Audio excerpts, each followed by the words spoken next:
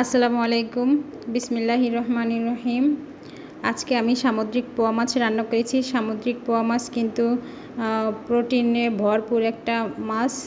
সামুদ্রিক মাছে সাধারণত প্রোটিন বেশিই থাকে। তো এই মাছটা আমি অল্প উপকরণে কিভাবে মজাদার করে রান্না করেছি চলুন দেখে আসি।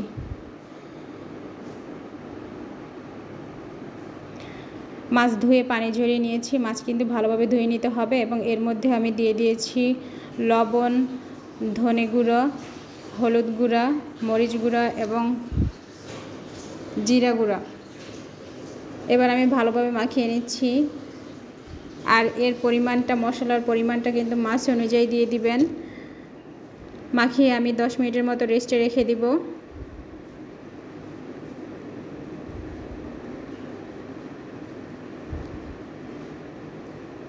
এবার আমি মাছ ভেজে নেব।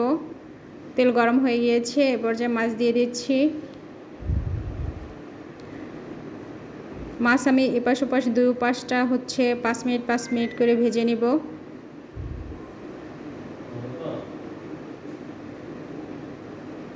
ভাজা প্রায় কমপ্লিট হয়ে আসছে।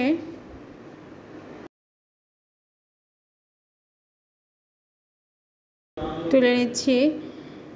এখন কড়াইতে আমি তেল দিয়ে দিয়েছি। এর ভেতরে আমি অ্যাড করছি পেঁয়াজ বাটা এবং রসুন বাটা। আর পেঁয়াজ বাটাটা গিয়ে আমি পেঁয়াজ বেরেস্তা করে নিয়েছিলাম, সেটা দিয়ে দিয়েছি। আর আমি পেঁয়াজ কুচি অ্যাড করেছি এবং কাঁচামরিচ দিয়ে দিয়েছি 4 থেকে 5টা। এবার আমি কষিয়ে নিচ্ছি। আর এখন আমি দিয়ে দিচ্ছি মাছ ভাজার পরে যে তেলটা রয়ে গিয়েছে সেই তেলটা আমি অ্যাড করছি। ভালোভাবে একটু কষিয়ে নেব। এ পর্যায়ে আমি দিয়ে দিচ্ছি হলুদ গুঁড়া 1/2 চা চামচ এবং টমেটোর ছচ 2 চা চামচ পরিমাণ হবে। আবারও নেড়েচেড়ে কষিয়ে নিচ্ছি। একটু পানি দিয়ে কষিয়ে নিব। যেহেতু বাটা মশলা আমি ব্যবহার করছি, তো চুলার আঁচটা কিন্তু লো মিডিয়ামে রেখে কষিয়ে নিতে হবে। বারবার নেড়েচেড়ে দিতে হবে, নয়তো তলানিতে কিন্তু লেগে যাবে। এ পর্যায়ে আমি অ্যাড করছি লবণ। লবণের উপরে যে কোনো রান্নার টেস্ট নির্ভর করে। তো কষানো প্রায় কমপ্লিট হয়ে আসছে। এখন আমি এর ভিতর দিয়ে দিচ্ছি পানি। পরিমাণ মতো পানি দিয়ে দিব। পানিটা যখন বলক উঠে আসবে তখন তার মধ্যে আমি মাছগুলো দিয়ে দিব।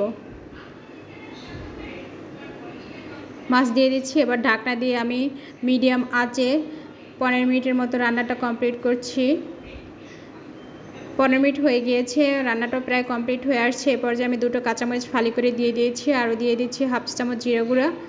কাঁচামরিচটা দেওয়ার কারণ এর ভিতর থেকে খুব সুন্দর একটা স্মেল বের হবে এবং যাদের ঝাল বেশি প্রয়োজন হবে তারা কাঁচামরিচটা খেতে পারবেন। তো রান্নাটা কমপ্লিট হয়ে গেল। এই রান্নাটা যদি আপনাদের ভালো লেগে থাকে তাহলে অবশ্যই লাইক, কমেন্ট, শেয়ার দিবেন এবং যারা ইউটিউব থেকে দেখবেন চ্যানেলটা সাবস্ক্রাইব করবেন। যারা ফেসবুক থেকে দেখবেন ফলো দিয়ে রাখবেন।